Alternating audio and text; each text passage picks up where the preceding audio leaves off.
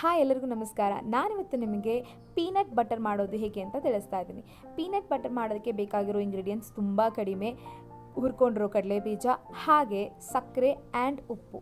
ಸಕ್ಕರೆ completely optional. ನಿಮಗೆ sugar ಬೇಕು ಅಂತ ಅಂದರೆ ಹಾಕೋಬೋದು, ಇಲ್ಲ ಅಂತ ಅಂದರೆ ಹುರಿದಿರೋ ಕಡಲೆ ಬೀಜನ ಮಿಕ್ಸಿಗೆ ಹಾಕಿ ಒಂದು ಪಿಂಚ್ ಆಫ್ ಸಾಲ್ಟ್, ನಿಮಗೆ ರುಚಿಗೆ ತಕ್ಕಷ್ಟು ಉಪ್ಪನ್ನು ಹಾಕ್ಕೊಂಡು ಗ್ರೈಂಡ್ ಮಾಡ್ಕೋಬೇಕು. ನೀರು ಹಾಕೋಗಿಲ್ಲ, ಎಣ್ಣೆನೂ ಹಾಕೋಗಿಲ್ಲ.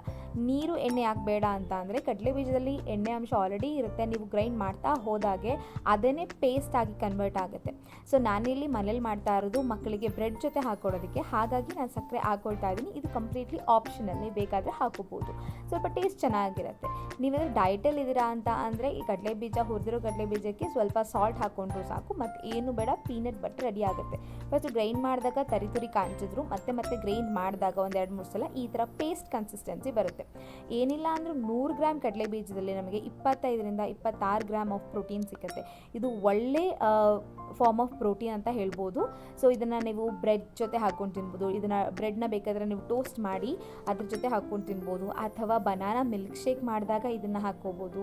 ಸೊ ಮಕ್ಕಳಿಗೆ ಬೇಕಾದರೆ ಇದನ್ನು ಹಾಗೇನೂ ಕೂಡ ಸ್ನ್ಯಾಕ್ ಆಗಿ ಕೊಡ್ಬೋದು. ತುಂಬ ಚೆನ್ನಾಗಿರುತ್ತೆ, ಟ್ರೈ ಮಾಡಿ.